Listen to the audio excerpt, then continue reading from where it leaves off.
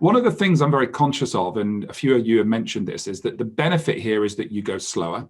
You don't have thousands of emails waiting for you when you get back, but you've got to organize yourselves, perhaps, and it's a bit more complicated. It's one thing saying to your company, saying to your friends, your family, I'm going to be out for 3 weeks. It's another thing when it fits into the working week. And I know, Thomas, we've had conversations around how you've done this. So I'm going to go first to you and then to Raphael and to Nicola. How do you organize yourself? Because this isn't about just taking 3 weeks out. This is about actually building your diary and ensuring that time is protected. Yeah, having been through this right now, my advice to people who are looking at this program is don't look at this as a 3-week retreat. I think I've seen situations where people look at it, 3 weeks of paid getaway from work, and look at it as a retreat, come back and get back into work, right?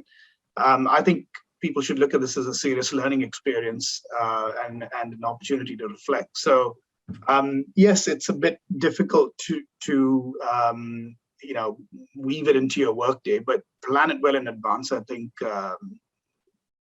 Oxford gave us that opportunity to plan it very well in advance.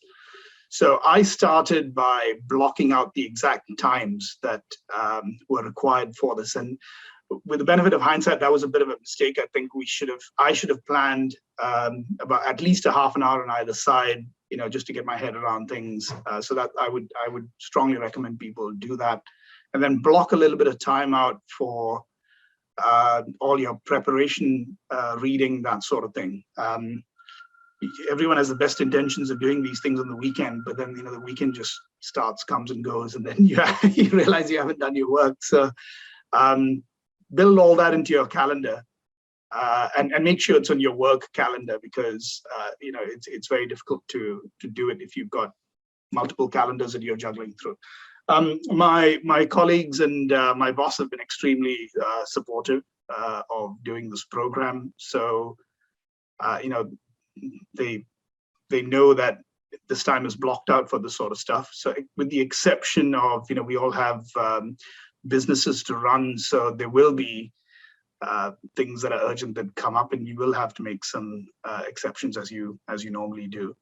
But I would sit down, plan my calendar really well, plan generously for both preparation time as well as potentially a little bit of time on either side of the sessions, and don't miss any of the case studies or meditation sessions or anything of it. All the optional stuff, take it in, is what I would advise people to do.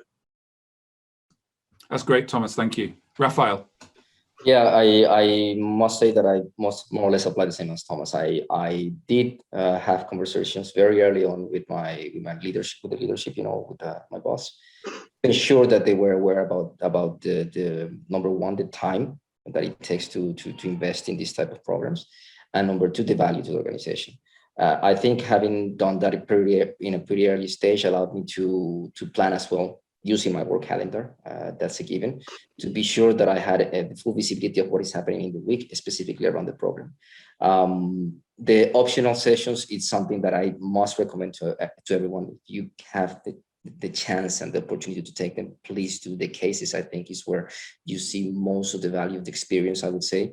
You get to speak to some of your peers in the program, and in a way, understand the challenge that they're going through, and potentially even give a glimpse of a light in certain recommendations that they might not have because they have a different perspective. So it is a great experience. Just be sure that everything is needed within your calendar, so you're sure to be able to follow up in as orderly as possible. I think the team at Oxford really, with the communications at an early stage of what the content was, the timings and everything, allows you to plan in advance. So do that. It will really help you on your weekly basis. That's great. Thank you, Raphael. And Nicola. I would echo the comments that Thomas and Raphael were saying, certainly about blocking out the time. And this course has really helped to do that with such advance notice of the structure, what's going to be covered, the session materials we need to cover, what's going to be available afterwards. All the tools were there to help you with that planning, so you can block out the time. The other thing that I found that worked really well when you're in sort of a tricky time zone like mine is that you've got the two different sessions, the sessions repeated twice. So if there's something that, doesn't work with one, you can choose the later session. But it also helped having times during that had actually the evening time, Japan time, so you could have your working day and then choose the classes in the evening. So I was actually lucky being probably the furthest away from the UK in terms of the time zone that allowed me to play with those the time zone ability. But certainly blocking out the time and making sure that you make the most of the structure and the information that's given ahead of time to really plan ahead, and then and really make the most. Then you can make the most of the sessions and the interactions and the optional sessions that have been mentioned. That's great, thank you.